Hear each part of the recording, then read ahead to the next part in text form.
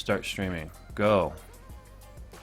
For the love of God, just go. Oh, I think it's up. Just go. YouTube. Something's coming up. YouTube exploded. Okay, we're up now. Yes, it's working. Okay, guys. You guys can all stop blowing up my phone now. Wow, that was all caused by my earphones, just so you know. How? I will explain it in a minute. View on the channel. Oh, okay, everyone's joining back in. Yeah, I'm just going to let everyone get back in here before I explain what the hell happened. It's kind of funny, actually. Not really, but it is. Yeah. How many people are in here right now? I don't know. Looks like quite a few. There's a lot of comments coming up again. Everyone's... Jay broke it! Jay broke it! Jay did break it. Actually, I did break it. Okay. At the moment on the stream, my little box is like halfway across. Oh, crap. I moved you. Oops. Let me fix it. Alright. There you go. Why did I move you? I meant to move this. There we go. Alright, it looks like I'm going to have to explain my specs again. Yes. You go ahead. Well, first, let me... there's only 8... It says there's 8 concurrent viewers in here. I think there's more than that, though. There's definitely more. 15 watching now. It's coming back in slowly. 19. Sorry, guys. We were up to like 100 people when that happened, by the way. Robbie's That's like... annoying. No! It was the Starbucks. The Starbucks did it. You old crap. I think Okay. it probably was. I'm going to go ahead and explain to you guys what just happened here. I didn't feel like using my over-the-head earphones, so I was using my my Munitio 9s here. And if you can see right here, I can't even see my camera, hold on. They are made out of gold and metal and stuff. And they have a Kevlar string, and they have a metal... There's metal here on the end, too. There's no rubber anywhere on these headphones. And I had them plugged into my Yeti here, monitoring my voice so I could hear when I'm talking. I like the sound of these way better than the Sures that I'm wearing right now. Now, I am wearing my gym shorts, my basketball shorts, which are, you know how, you guys know how you take off those gym shorts and they kind of like static up and they go, and you can, do you know what I'm talking about, Robbie? Do you ever wear gym shorts? And they kind of like... I haven't worn gym shorts. We wouldn't even call them gym shorts, but... Okay. If you guys wear basketball shorts, then you know... I know what you're talking about, yeah. That they create like a lot of static electricity. Well, you started talking about the fractal, and I was trying to pull out this box to say, I got a fractal right here, right? Well, when I slid across my chair, I created static electricity that fed back through my Yeti and shocked me in the head. Yeah. And so I got shocked in the ears, and then the Yeti, which is what is controlling all of this, guys, this Yeti mic is also my sound card and everything for the stream, glitched out because the amount of power that goes into this Yeti is way more than would go through, say, your MP3 player. So I got shocked. The stream went down, all because I'm wearing basketball shorts and using metal earphones. So yeah, that's how Jay broke the live stream. In the meantime, Robbie was talking about his computer specs. And he has a Fractal Mini, and that's as far as you got. Yeah, so it's a Fractal Design Define Mini, and obviously it's an M80X case, which is something that at the time I got because I wanted to have a smaller PC, and it turned out that M80X doesn't actually any smaller than standard ATX, which was kind of annoying. But it's got an FX 4100 in there, which I have overclocked to 4.2 gigahertz. GTX 660, 8 gigabytes of RAM, and a 60 gigabyte SSD and 2 terabyte hard drive. So I mean, it's a pretty good system. I mean, it cost me about £700, so you know, it's not too expensive, but that's heavy. It does the job. I suppose that's about $800, $900, isn't that? Yeah, I don't know what the conversion rate is now with gold and everything crashing. Who knows? I don't care. I just don't care anymore. Okay, let's see. Go ahead and start asking your questions, guys. One guy wants to know how you got such good performance with your 660. They're always asking me this on my channel. I don't actually know. You guys, I mean, the amount of people that come on my channel and say, "Oh, I've got these settings and I'm not getting anywhere near the same performance."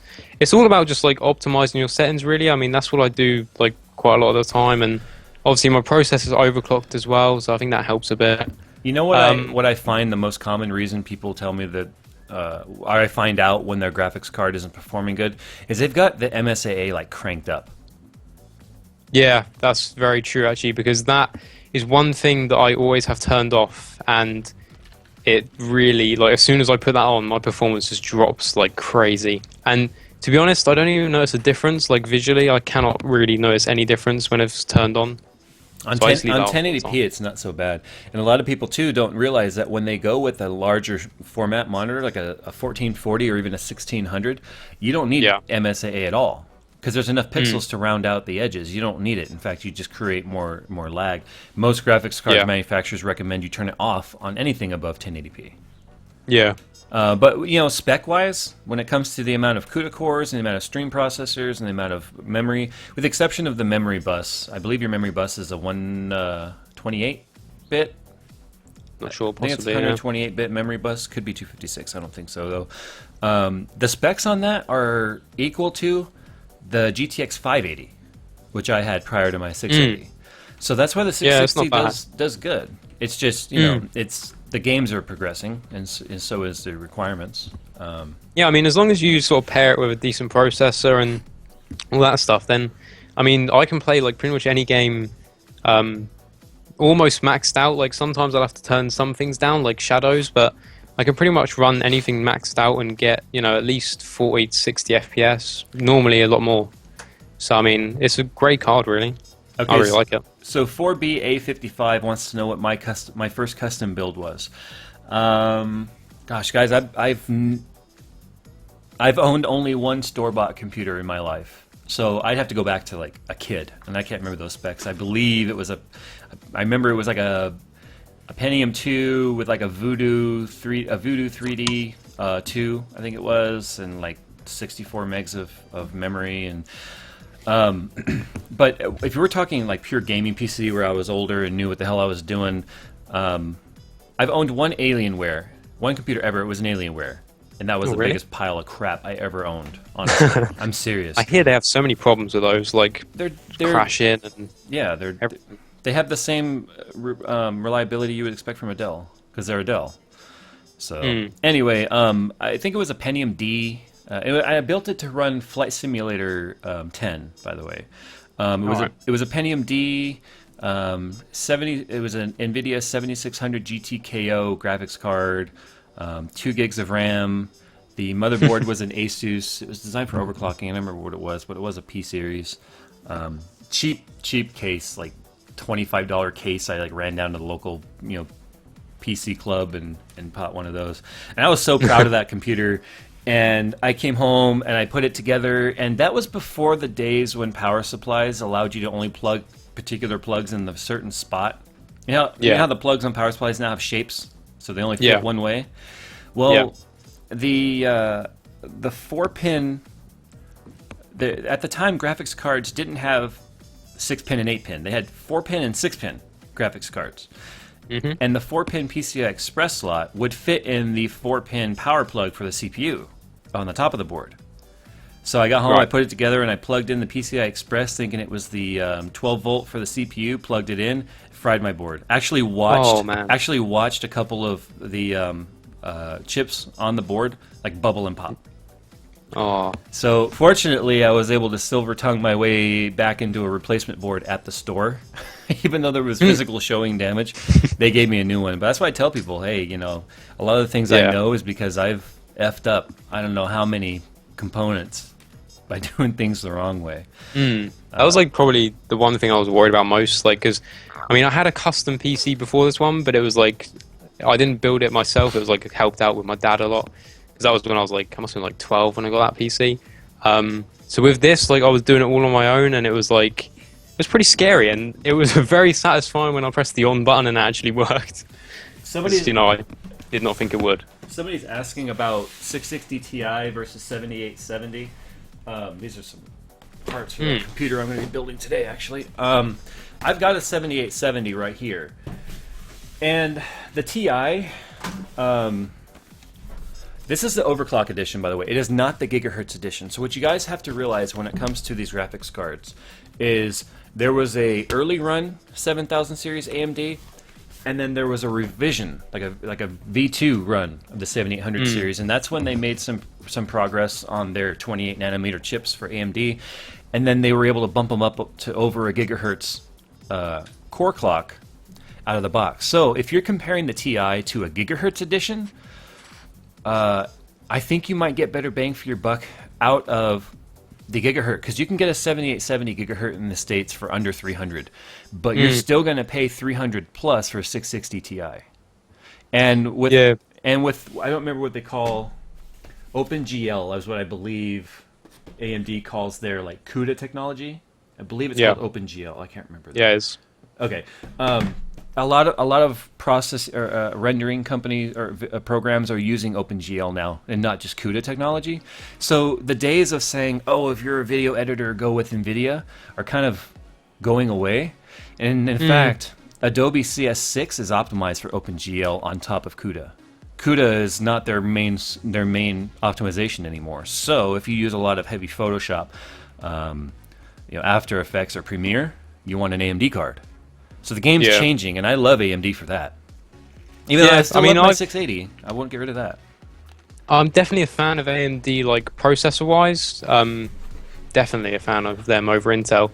But for me at the moment, still like NVIDIA is my preference with graphics cards. My friend actually just recently got a 7870 as well, and he has had some issues with it. We've been trying to like kind of work out what's going on with that, because his computer's just like going like crazy whenever he plays a game. But they definitely, like, I think AMD, for the price, you do get a lot more bang for buck, which is kind of their sort of the way they go about all their products, really. But yeah, except have you heard about the 5 gigahertz chip for AMD? No. Apparently the same breakthroughs they made for their graphics cards, which is putting them over the NVIDIA series on many of the benchmarks, they've made for their CPUs as well. They're still calling it they're still calling it a Vishira core. However, they are coming out with a chip to compete, and so ironic because Tech Addiction was all about AMD talking about how they weren't going to compete with Intel anymore, and they had no desire to. Something happened. Something happened in the lab that made them change their mind, because they now are competing, coming up later this year, with the Extreme series Intel. They've got their sights set on beating the Extreme, and the price leak so far is $795 for the next gen FX, but it's supposed to be a base clock of over 5 gigs with that's crazy on a stock cooler. So I don't know. I was really Could looking be a game forward. changer. I was really looking forward to Haswell, because if remember, I've said it before. If I have to buy a new motherboard, I'm going Intel. If I cannot upgrade on my Crosshair 5, I'm going Intel. But if they're saying it's Vishira core, if that's the case, and they can optimize it on FX3 or not FX AM3 Plus, then $800. That's gonna definitely put Intel in a position. They're gonna have to drop their prices a bit for sure. Yep. My friend's actually just linked me to that article about the new AMD.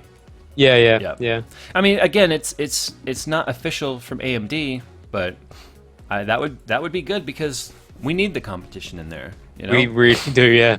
I'd really like to see them sort of pull ahead from Intel, and I think they're definitely getting there. I mean, like the pile driver CPUs, they seem to be really good, and I'm happy with mine. I don't have any complaints. Like right now, I'm sitting here. Well, granted, I'm on water, but I'm sitting here with 2 screens going. I'm encoding while streaming. And my cores are sitting at 31 degrees. Yeah, that's pretty good. I'm doing 720p encoding as we speak, so I have no complaints.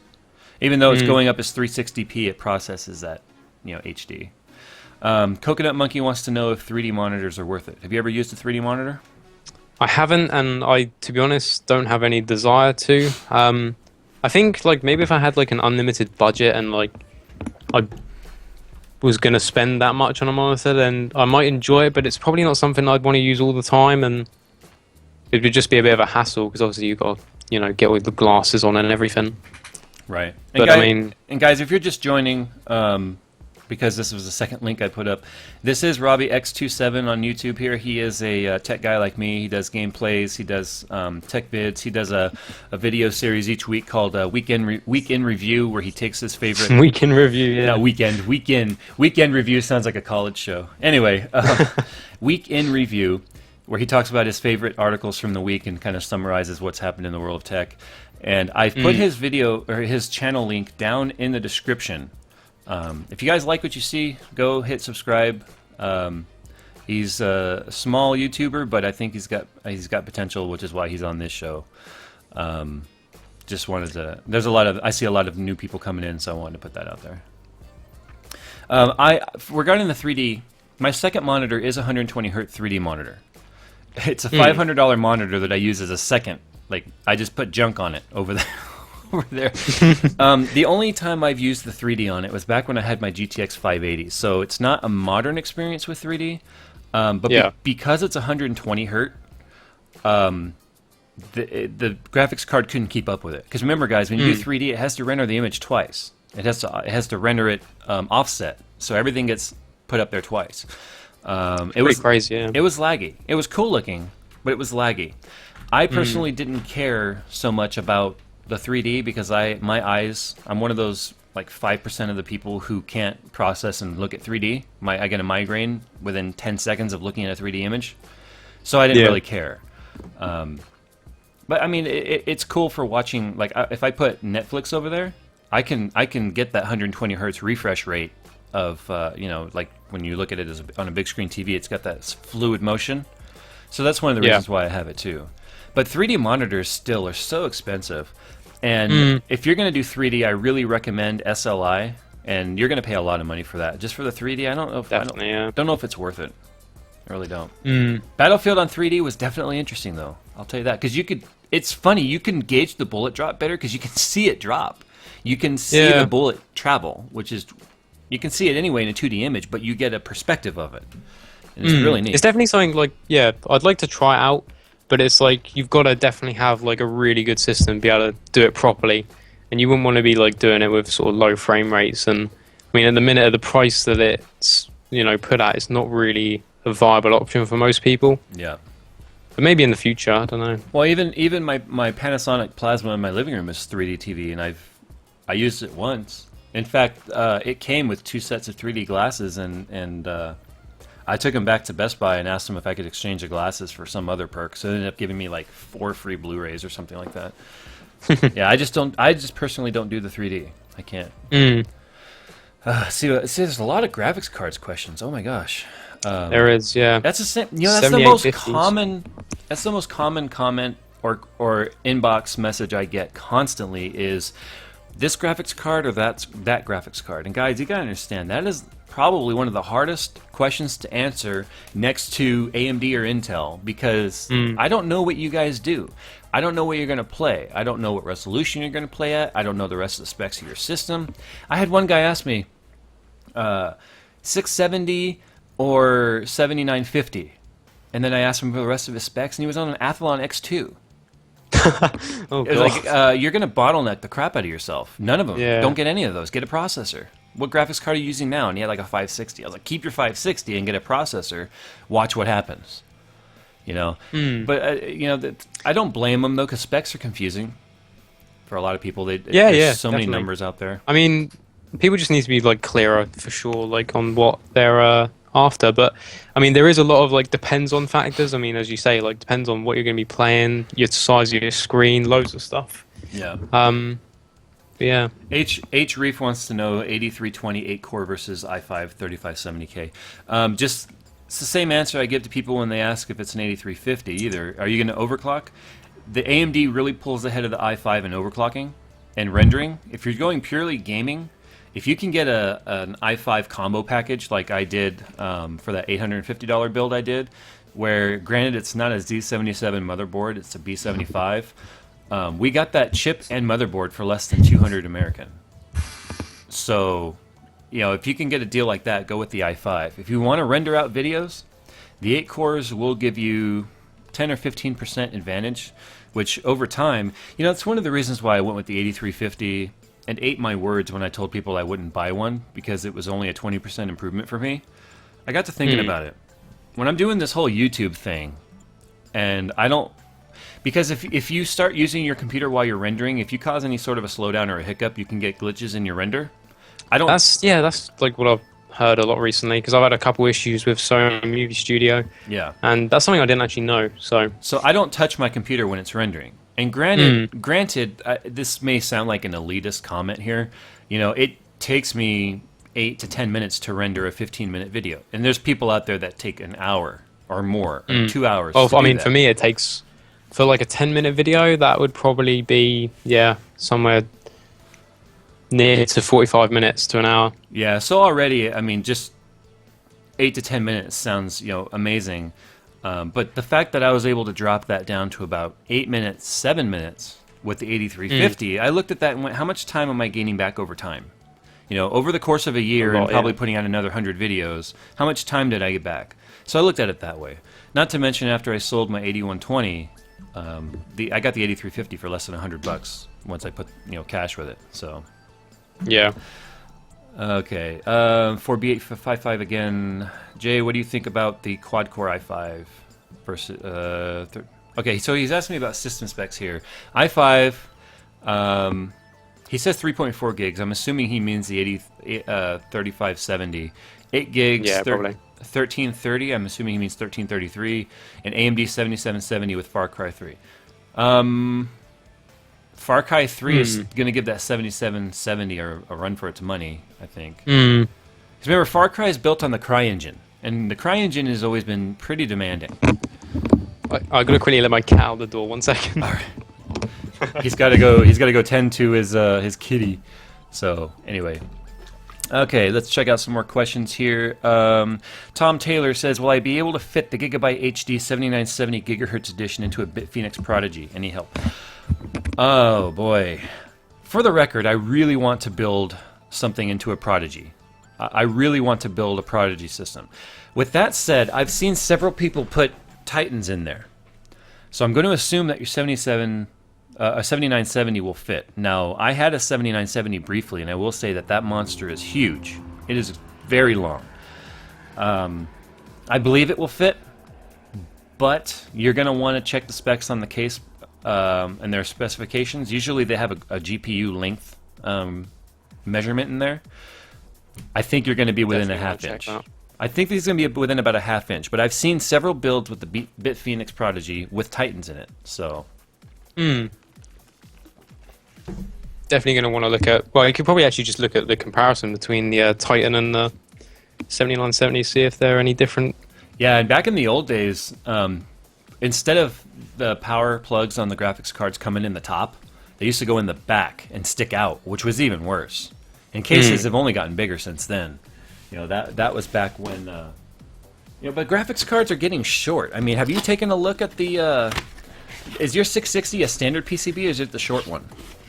It's the standard one, but I mean, it's not like massive. It fits in pretty easily. Have you seen the original 670? How tiny that thing was?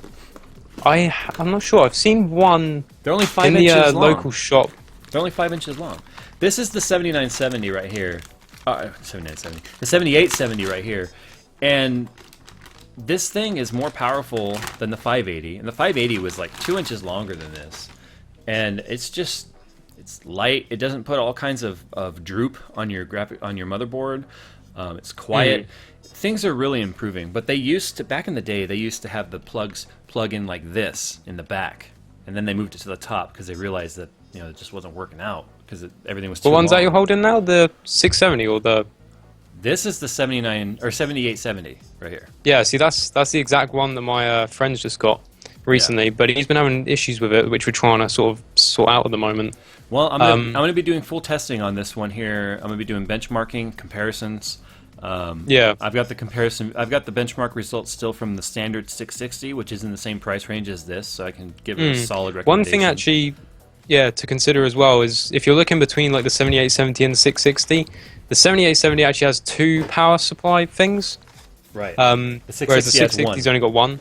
It's got 1 6-pin. The 7870 has 2 6-pins. But every power supply unit now in like the last 5 years has come with at least 2 6-pins. Oh yeah, but it's like obviously it depends if you're like looking to save on your electricity, if you know what I mean. Right, and I'm really looking forward at seeing what this V6 GT air cooler is capable of.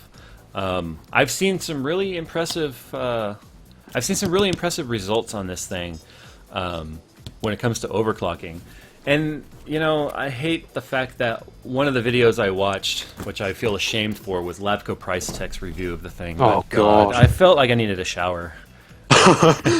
Oh, they make me want to like just smash my head into my desk. Yeah, and you know, I made a comment on one of their videos once, and like their fans started trying to call me out, and I was just like, "Hey, you guys, you know what?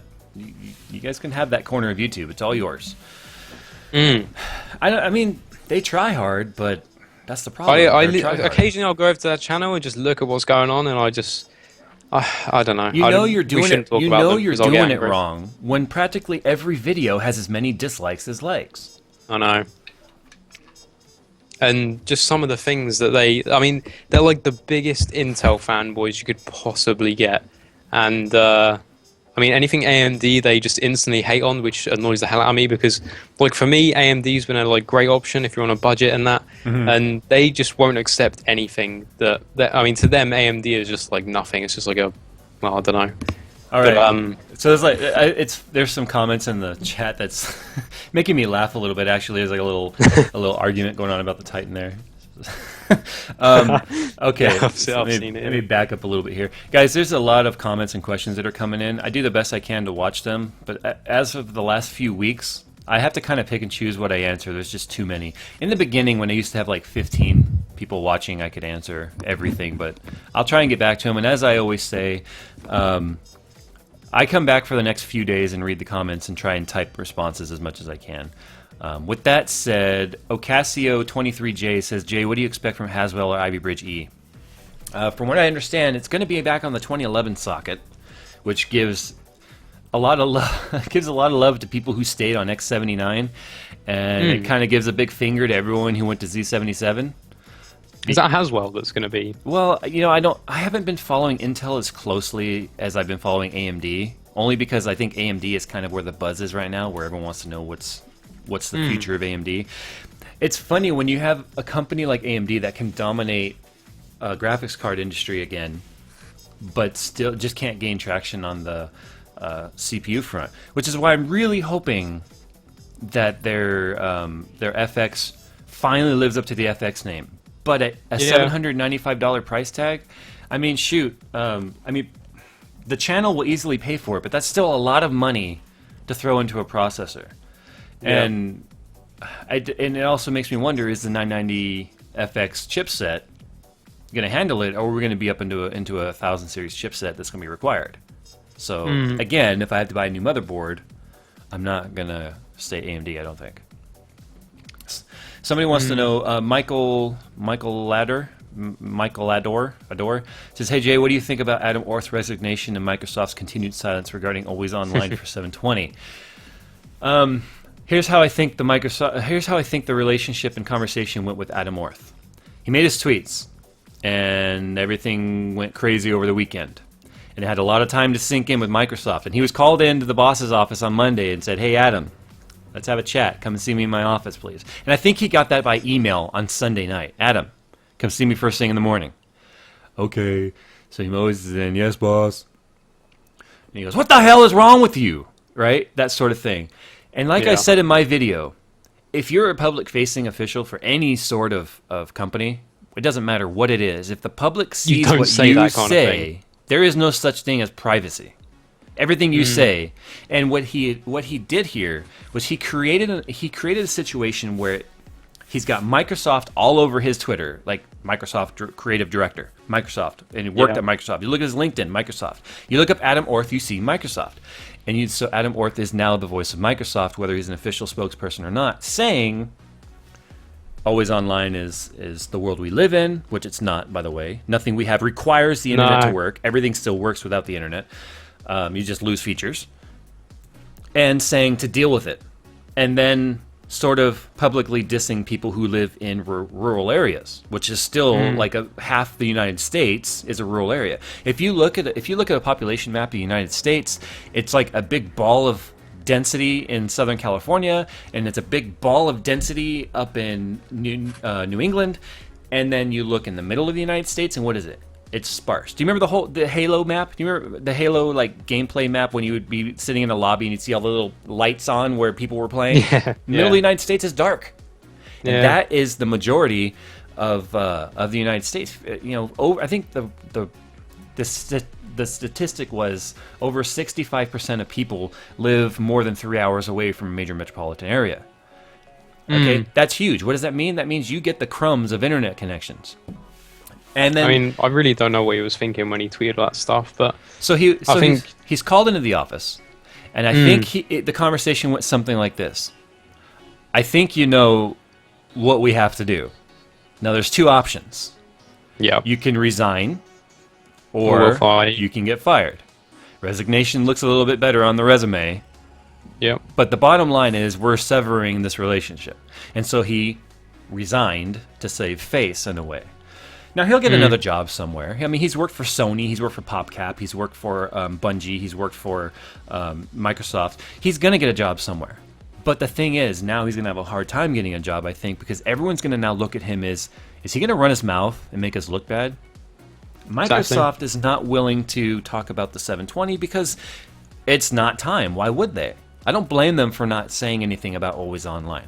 I think even if Always Online is not a requirement, they're still going to say we have no comment at this time. yeah, But now it's looking more and more like the social media or the interactive entertainment version of the Xbox is going to require Always Online internet connection. Guess what? That's fine. Your TV requires a cable connection or a satellite connection at all times if you want to watch cable TV or satellite TV. If you don't, what do you watch? You watch a movie, right? The gaming industry, I think Adam Orth did us all a favor because it certainly made all of our voices unite in saying that we are not going to pay for something twice, which is what you have to do with Always Online Internet. Because when the internet goes down, I don't care where you live. I live in Southern California. I have a 51 megabit connection, and every now and then I'm down for a few hours. So you're going to tell me for those few hours I can't play a device that I own? Microsoft has to be smart enough to recognize that that is a horrible idea. yeah. I think they are. I mean, it's something that I can see maybe like coming in like sort of 10 years time when like internet has really sort of established itself everywhere. But definitely at the moment, it's nowhere near as kind of place it needs to be to have that sort of thing. And I can't see that they'd gain anything from doing it. They'd only, lose people. Because I mean, for me, like, I definitely wouldn't buy the new Xbox if it had that. I don't even like cloud-based game libraries like Steam. Yeah. Because what's the benefit of that? You say, okay, I don't want this game right now. I can delete it and re-download it later and not take up space. You have no hard copy. I'm a hard copy guy. I've got like 20 hard copies of games up there. And but the reason why I say that is I've been on Steam now for 9 years. I'm one of those. I mean, you were 9 when I got started on Steam. And do you know there's a lot of games I loved playing back when Steam first started. And guess what? They're not in my library anymore because I can't re-download them because they're not hosted anymore. That's very true. Yeah. I paid for the game.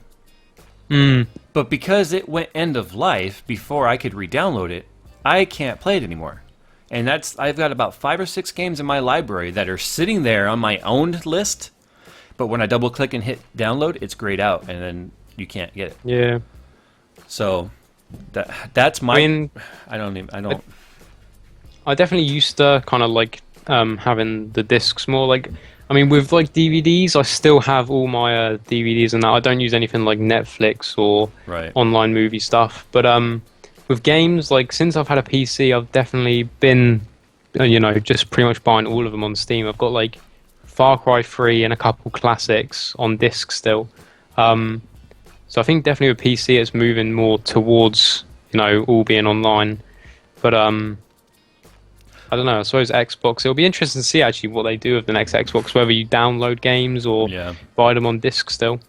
Well, I know companies like Sony and Microsoft don't want you to play used games. That's for sure.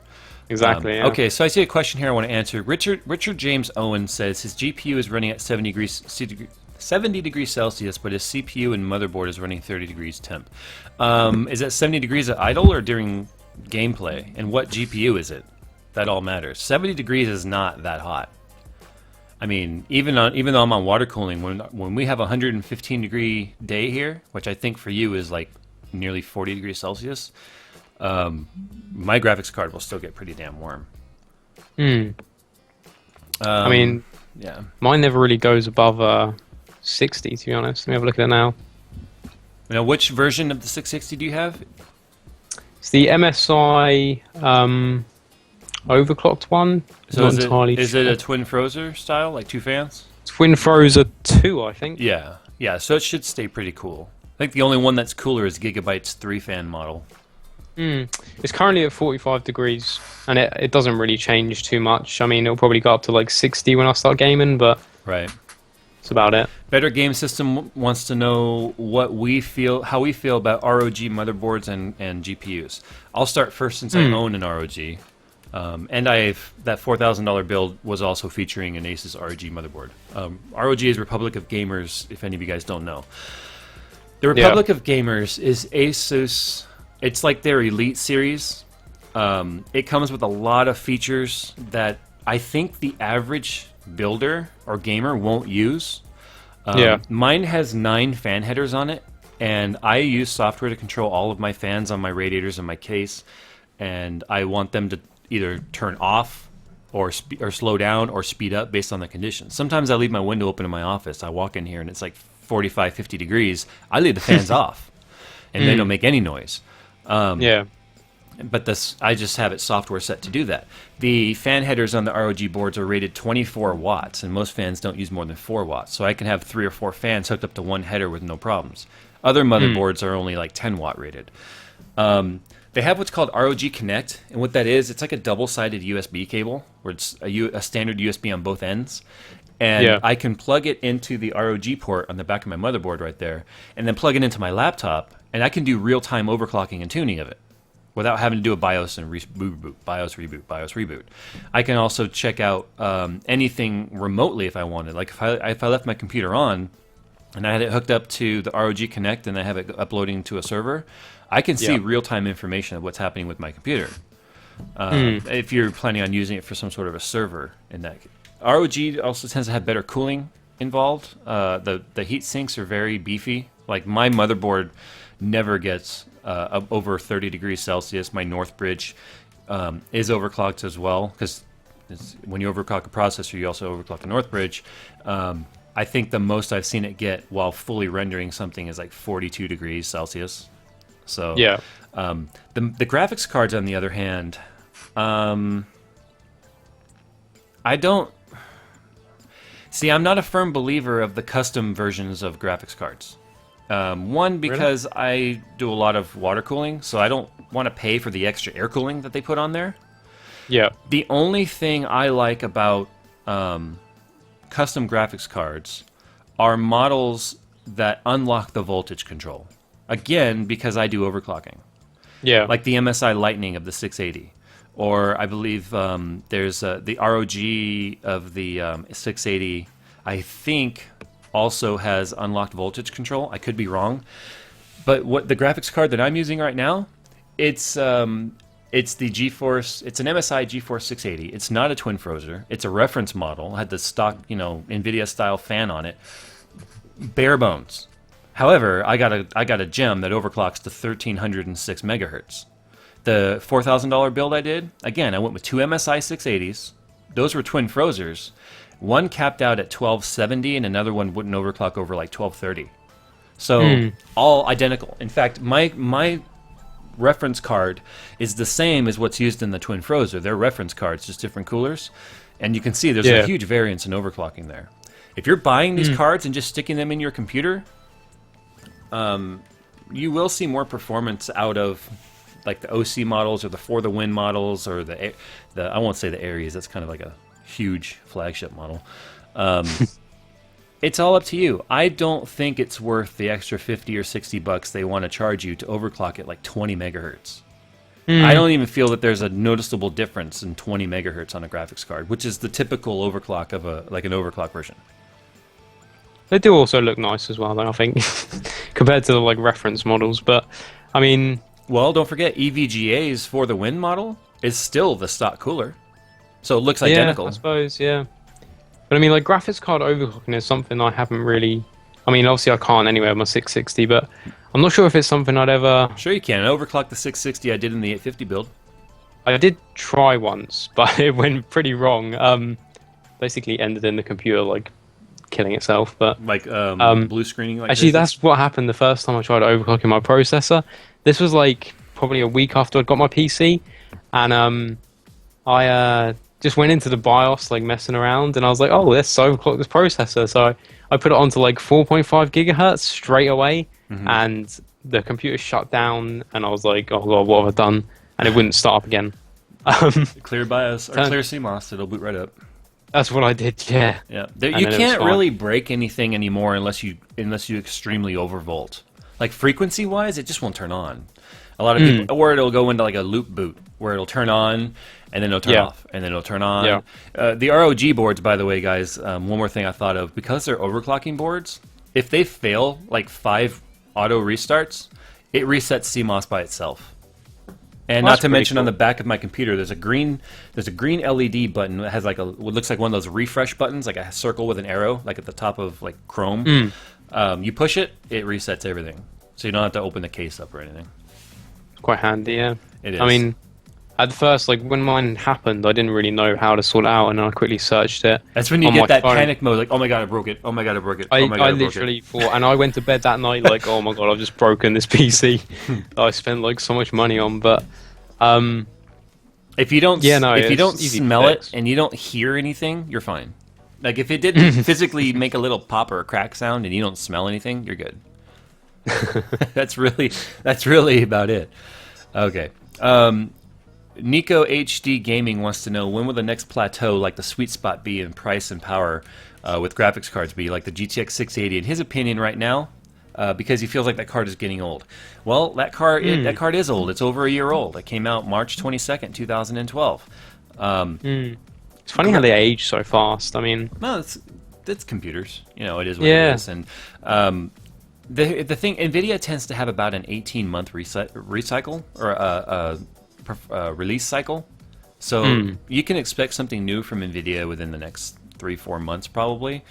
Here's the thing though, the 680, it's going to still sit at about 450, which is where it's at right now if you get a reference model. It's not going to really get much lower than 450. When I bought my 580, it was only 3 or 4 months before the 680 came out, and it was still 480 or 450. So right now would be a good time to buy one if you're not like me and you have to have whatever the latest high-end model is. Although I kind of broke that with the Titan, didn't I? Because I said, screw that. I could buy 2 more 680s for that price. Yeah, so right now I think is a good sweet spot. The prices aren't going to come down much more. If they do, it'll be like you'll have to get like a promo code or find a $10 coupon sort of thing, and then is $10 waiting 6 months for? No. Nah. I remember the day I bought my graphics card. That was like the best day ever. Remember I actually walked from, because I'd already had like the whole computer built, but when I built the computer I couldn't afford the graphics card at the time, so I had to wait like another month, and I was working in a kitchen at the time, which is like the worst job ever. Right. But basically I got my pay packet of like £180, and I left college that day and walked straight to the computer shop, which was like, it took me a good hour to get there, and that's when I bought the 660, and it was like pretty awesome day, like in my sort of computer building history, I suppose. Well, you know how I paid for my 680? I sold my Mac. That's nuts. I had decided that I was done playing around with Mac. I had my MacBook Pro for a while, and I just was done. I went back to PC gaming because I wasn't gaming when I had my Mac. So I sold my Mac, and then I bought the graphics card and got a few other things because I had a MacBook Pro, the aluminum edition, the full aluminum one, and it 15-inch, so it yielded some good cash. And so I was able to get my 680 and water cool it and complete my water cooling build. And so Richard James Owen answered me. He has an X1950 Pro, which is an AMD card. 70 degrees Celsius on general use, but it seems to flux around. Hey, graphics cards temperatures don't indicate that they're dying, by the way. What it indicates is that the thermal compound on the heatsink has corroded and cracked and dried out. So you could, and the X1950, I believe, just has little plastic retainer tabs. What you would want to do is you could research how to replace the thermal compound on it. It'll probably drop it back down into the 40s and 50s. But at that temperature, it definitely is having a heating problem. Because if you were to turn on a game, although you probably couldn't game too much on a 1950, No. you would probably overheat the card, which would kill it. So, somebody said that the XFX 7870 has a really nice look to it. I love XFX. I really like them too, yeah. They I have remember before I got my 660. Black and silver. Yeah, the 7770 actually was what I was looking at getting. But then I decided to wait a bit more until I'd been paid. And that's when I then got kind of a step up and went with the 660. They definitely are very nice looking cards. Yeah, in fact, this 7870 was going to be an XFX model. But the XFX model I was looking at was a little bit more, but the base clock on this one was higher because this is an OC. And because this is a build not for me, I'm only going to do mild overclocking on it because I want pure stability on it. Yeah. This build is actually not a gaming build. This is a workstation build I'm doing. But the guy does every now and then play like Grand Theft Auto 4 or some games on there. So I just did a lot of shopping around to maximize the dollar amount, the budget. So I managed to get that in there. But that's also why I went with AMD, because it's a workstation build. He has a lot of programs open at one time. And so those 8 cores are really going to do some work. And I saved money over the 3770, which was going to be the original unit I was going to go with. So when we finish up the stream, though, I'm going to start doing some videos and shooting this and putting it together, and we'll see how it goes. And why do you guys always do this, by the way? How come you guys start out with like 30 people watching, and as we start to wrap up, it just starts to go up 63? And like the other day, I had like 50 in here, and before I logged off, it was at like 97. I'm like, what are you guys doing? Come in here when we start the stream, would you? I gave you guys lots of leadway on this one, letting you know I was going to do it. But I wanted to show some love, though, to the European guys, because I'm tired of every time I would do a live stream, everyone's saying that I hate you guys. No, it's not my fault. You guys are a half a day ahead of me. I've got to live in the now. I got to live in the here. It's good, though. Yeah. It's good to get the occasional one in for us guys. Yeah, we'll probably go for another 10 or 15 minutes, and then we'll call it a day. But I hope you guys will go and check out Robbie's channel. I see Ubuntu Addicted chatting here in the stream. He's going to be my next guest. Who, remember I told you he was the video that kind of prompted me to want to start getting some smaller YouTubes in this, because I kind of want to pay it forward. Yeah. And we're over 9,100 subscribers now, and I don't know where the momentum is coming from, but it is. And I love each and every one of you guys for watching me ramble and talk, which is weird because my wife was telling me to shut up. It's like, will you just stop talking? It's funny. I try and talk like tech stuff with my wife every now and then, and I get the Someone's asking me the best graphics card for £150. That's a hard one. I'd probably actually say, like, personally right now. How much is that in American dollars? Maybe 200 American dollars? Yeah, something like that.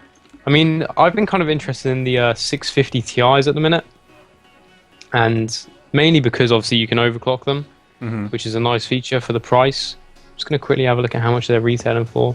Oh, so they're actually like 126 is the most expensive. So £150, they're going to be looking at probably a 660, in my opinion anyway. Hari Noor is asking 660 SC, which is superclock, or 7870 for gaming only. 7870, if it's an overclock model. Well, how much did you get your 660 for? Mine was, at the time, £180. So, I don't know, that's probably about $250, something like that. God, I'm such a hardware elitist, because I know so much more about the upper crust graphics cards than the lower end stuff. That's why I like when I get, you know, commissioned to build these lower end builds, because it's like, hey, I really get to start screwing around with like the working man's product. I'm just such a Yeah. snob when it comes to parts, but I wasn't always that way, man. That 7600 GTKO that I talked about on that first real custom build I did, I love that card to death. And the 8000 series was already out. I mean, the 8600, the 8800 GT, and the GTX, and it was like, or the GTS. Remember the 640 megabyte GTS model? Yeah, that's one of the reasons why I have the 8800 Ultra hanging on my wall up there, because that was my first top-end graphics card. Yeah. I got it, and then a month later the 295 came out, and I couldn't afford it, and then I was only king of the hill for like a month, and then Yeah. it was back down to, you know, Depressionville. Whatever. But to me, my 660 was like good enough. I'll probably hang that on the wall when I'm done with it. But at least you have a current generation. I was always a generation behind. Oh, Yeah. yeah. Although my processor is getting a bit... I don't know. I need to upgrade that sometime soon, but... I haven't opened this fractal box yet, and it's killing me because I've had it for a week, and I want to play with this case. They're so nice. I've never owned I've never even touched a fractal case, and I've still never touched one. I bought this one purely on pictures, recommendations, and the fact that you love your Mini. And yeah, I mean, you played a part in me going fractal, by the way. So, Oh, really? yeah, you influenced the JayzTwoCents, by the way. So, Nice. Well, you won't be disappointed. They are really good. I really like mine, and definitely, like, if I ever decided to upgrade this case, I'd definitely go to fractal first. Probably get something like an R4, but yeah, if Fractal made something big enough for me to support my triple radiator and my double, I might consider it. But you know what I've got my eyes on right now? And I was telling my wife about it the other day, and she says, "Oh, so Father's Day idea?" Is I told her I really want a 900D. I really want a 900D. And I got an email because I was at cases I do really like those. Kind of wish I'd looked at them more when I built my PC, but I wouldn't be looking at the 900D. But things like the 200R, like more low end stuff. Yeah, even I think you could even get a 500R for pretty cheap if you shop around, or 500T even. One of the things that I really like about the 900D is I could fit a quad radiator in the bottom and a dual radiator in the bottom, and have the airflow for the radiator entirely separate from the airflow for the components through the case. Because remember, what was that? Somebody try and call me? One of the no, work is calling. Screw you. So one of the things that people don't realize when they go with water cooling is the fact that they think, oh, well, I've got all these water-cooled parts now. I can just put some fans on my radiator, keep the radiator separate, and they have no airflow going over their motherboard. But all of the motherboard needs to be cooled too. You know, RAM needs to be cooled, motherboard, Northbridge, Southbridge. So I can still control the airflow separately of the radiator. So I don't have hot air cooling the radiators. I can have it go through in the bottom of the case and go right out. Yeah. You know, the side of it, it's a side flow. It goes right through the bottom. And I got to play with that in CES, and I received an email directly from Corsair the other day because I was a CES attendant at their booth and registered with them, giving me first access to a 900D from the very first run from China. And they said extremely limited quantities. And I know that email, I think, got blasted out to everybody at Corsair, I think yesterday. But I found out they gave us access to this over a week ago. $200 shipping because it's coming straight from Hong Kong airmail. Yeah. So it would be $349 for the case and $199 shipping. I'm not going to pay $550 for a 950D. That's a lot, yeah. I will have a hard enough time paying for it out of $350, regardless if it's you know, paid for through the YouTube channel or not, because that's a lot of money. I'm serious. It is a lot of money, yeah.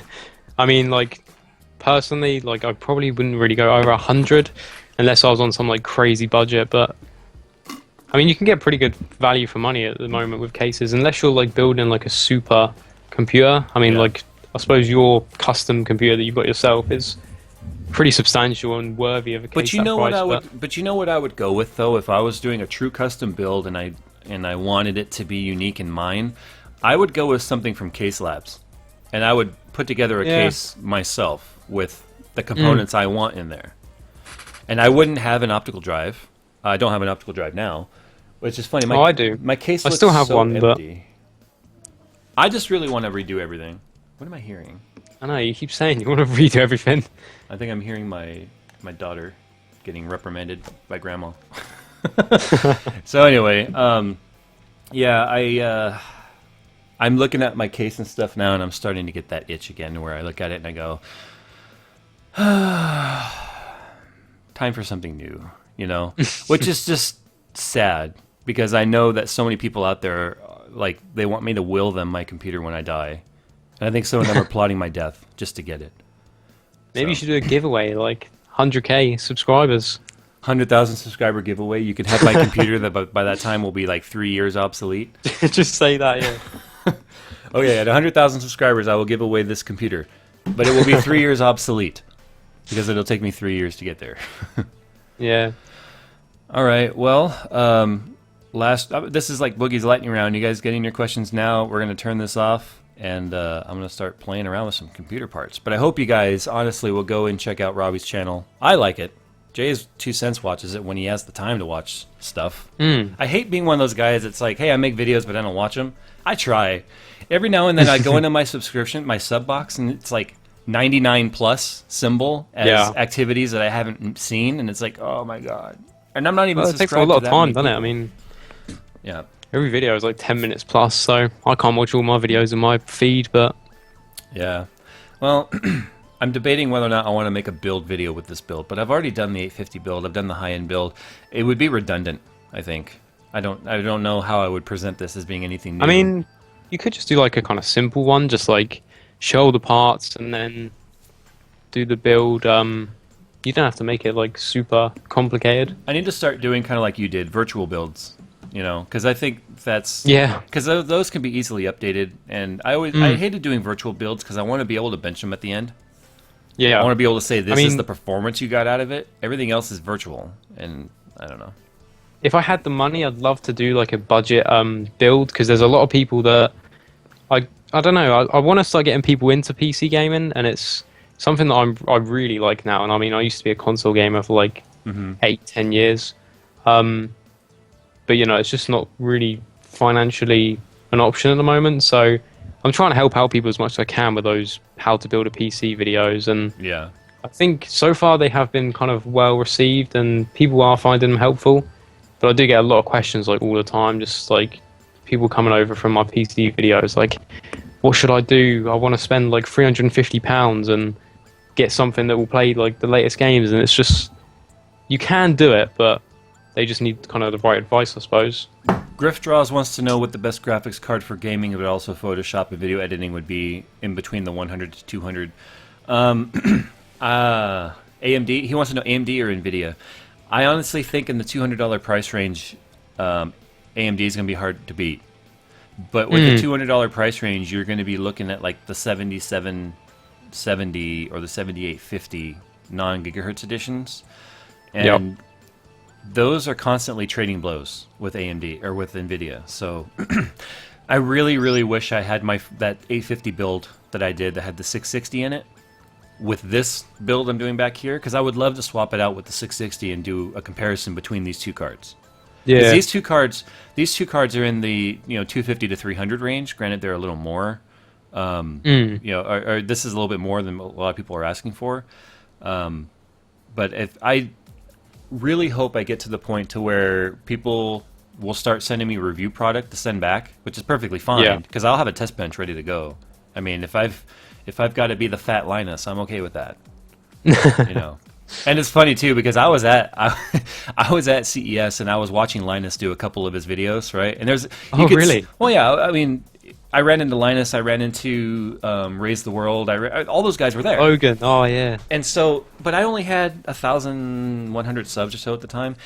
And it's funny, I was sitting there, and there's so many people that were like, wow, Linus. And I've never felt that way about Linus. I'm like, he's just an employee of NCIX who has access to all this stuff, and he got big because he can review anything he wants because it's a warehouse.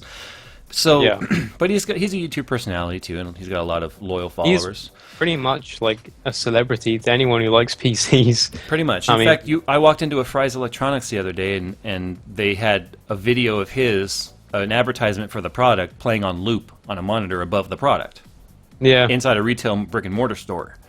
Yeah. So, but it's funny though. I'm sitting there and I'm watching him, and it's like I was looking at them, and I swear I almost felt like there were like crosshairs on them. I was just like, I'm gonna get you. You wait, give me a few years. I don't know, we'll see. Yeah.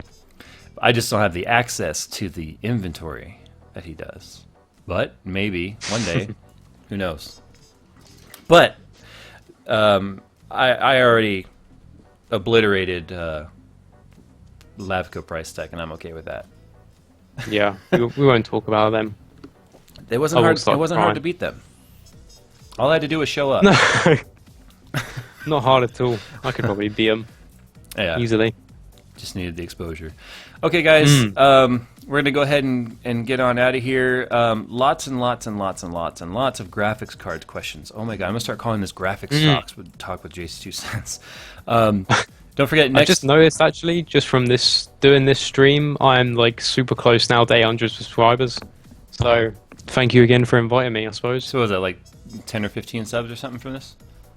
I'm 6 subs away now. I don't know where you started. Oh, now I'm 5. Where were you when you started today?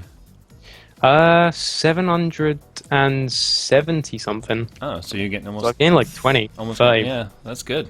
Because I haven't really been watching the stats too much lately, because I'm a stats whore, and I don't look at the numbers, and like you'll Skype me every now and then and go, oh my god, you're at this number, and it's like, oh cool, because I didn't know until you told me.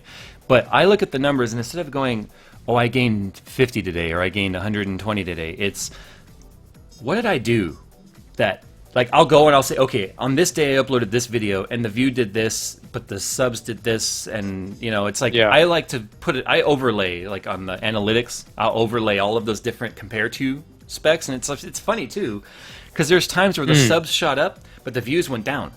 So it's like, well, it just doesn't make any sense to me. So it is weird. Like, some days, I'll go some days and get, like 1 sub in a day, and I think, like, have I done something wrong? What's going on? But then, like, some other days I'll get like 15 in a day, and it's like, it's crazy because it's just completely random. But yeah, we're actually now on 799.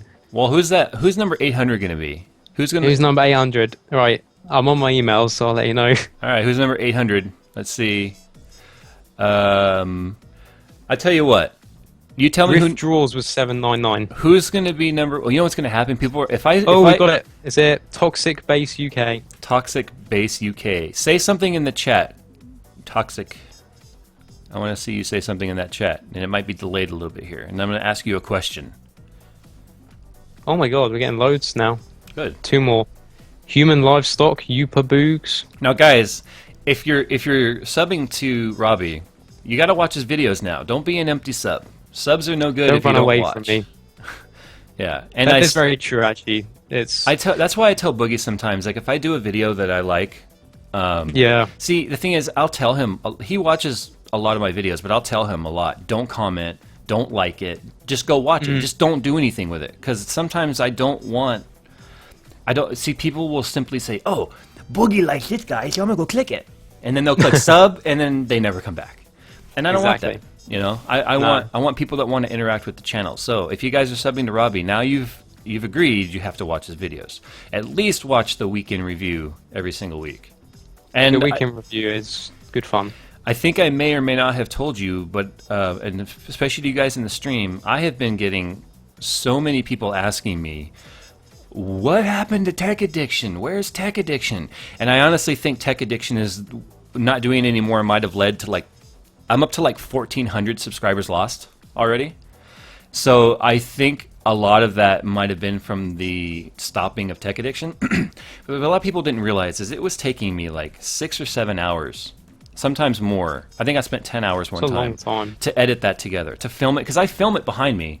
I take all this stuff off the wall. I set all the lights up. I set the camera up. I have to disconnect this mic, set it up on my mic stand, get the laptop for the audio capturing, and I have to set up a whole set behind me here that I tear it all down and do all of that, and then edit it together, and then do the proper jump cuts, do the adding of any of the overlays, or do the research prior to all that. And it was too much too soon. It was a good idea, but it was getting 400 or 500 views, and for the amount of work it was, I'm not, and I want to clarify. It's not, oh, I want a lot of views, or it's not worth it. It's the amount of time I was spending versus the return I was getting was taking away from other videos I was able to create. But now I think one of the things I'm gonna do for the 10,000 subscriber mark is I'm gonna bring Tech Edition back, because I honestly think that we'll start getting a couple thousand views from that. Yeah. Again. I mean, it is, as you say, it's a lot of effort, but it does pay off. I mean, like, just in the videos I do, one of the ones I did a couple of days ago, I was up until like 2 in the morning editing that. I spent like 3 hours on it. Yep. And we do like put a lot of time into like all our videos, and I mean, this is things I've talked about with other YouTubers as well. And that's why it's always nice to get this recognition, you know. And right. Okay, I see Toxic Base type something in the chat. Is he? Yeah, Toxic. Do you play PlanetSide 2, World of Tanks, or Hawken? Because if you do, why are you asking this a couple of days ago? Because I'm going to give him $50 game cash for each one of those games for being the 800 subscriber of yours if he plays those games. Oh wow, that's pretty cool. Each one of those games, you get Congratulations. $50 game cash. So hopefully he plays one of those games, and if he doesn't, he should start playing PlanetSide or something. He's gonna be that new like best fan. Give me something and I'll stay forever. Yeah, and it's funny too how many people are like, "What is up with you and Munitio?" And it's like, hey, Munitio was the first company to give me the time of day as a product reviewer. I didn't even have 500 subscribers when they sent me product, and they sent me expensive product, and then continued to send me product to give back to you guys. So, yeah, there's a little bit of love for Munitio. Yeah, there's nothing wrong with that. Coconut Apparently Monkey. we are the tits. Coconut Monkey. I've just read. Yeah, I have tits, but I'm fat, so. Coconut Monkey, who happens to be a real-life friend of mine, says, I play Hawken. Yeah, well, you're not getting any money, man. In fact... Oh, Toxic Base says he doesn't. He doesn't. Well, then I tell you what I'll do. I will give you the code, and you can do a giveaway. Yeah.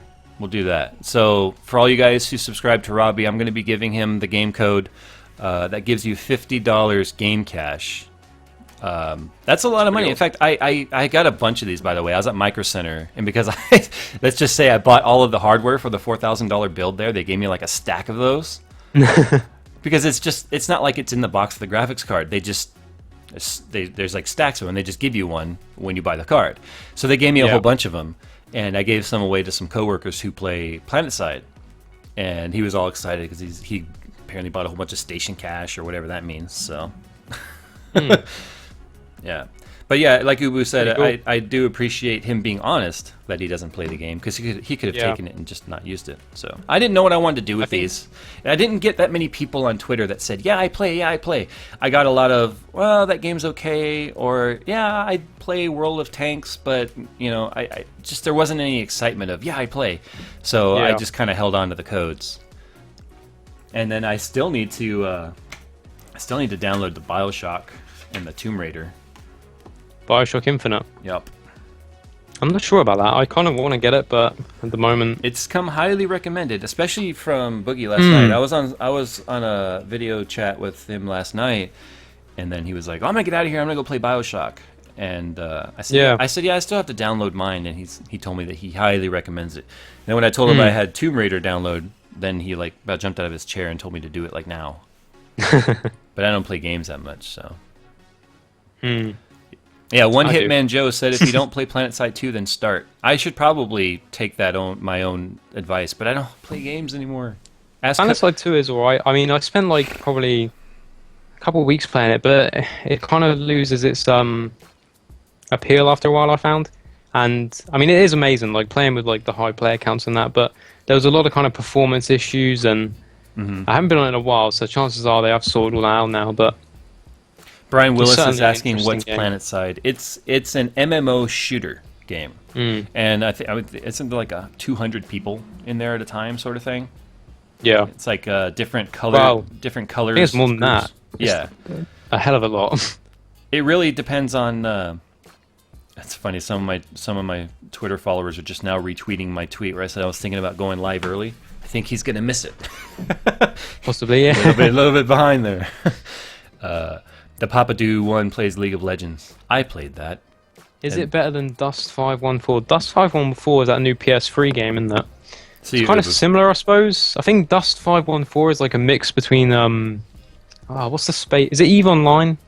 EVE Online. I don't know. I think it is EVE Online, but I haven't actually played that, so I'm not really sure. But I hope that answers your question, Coconut Monkey. You'd probably have to play them both to find out. I've been playing a lot of Forza 4 on Xbox lately because I'm a car guy. I used to love that game. And I really, really, really, really, really want an Audi A6, by the way. That's the car I want to own. I'd love to have a Subaru Impreza. That's like my dream.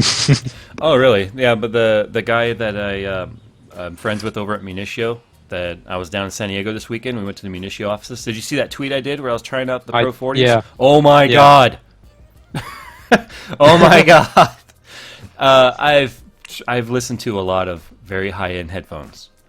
Yeah. I haven't heard anything like that. And it's cool, too, because you walk into their engineering room, and there's like 50 of them on the wall. And every single one of them has a tag on it, and they're different sound curves where the engineering is trying different types of tweeter and drivers. So they all sound different. And they had me listen to a couple. In fact, his name's Fausto. He is going to a show, and he's going to be doing some demos. And he had me listen to a few of them, and he's like, yeah, just kind of listen to these and tell me which one you think sounds best. And he had this demo track on his phone that I was listening to. So I'm listening to it, and I'm like, okay, yeah, this is good. You know, and I plug in the next one. I'm like, yeah. And the cool thing about that is the plug unplugs from the headphone. So I can unplug it from the headphone, grab the new headphone, plug it in, put it on. And so I'm sitting there and listening to it, and I get to like the second or third one, and I'm like, whoa, that's the one.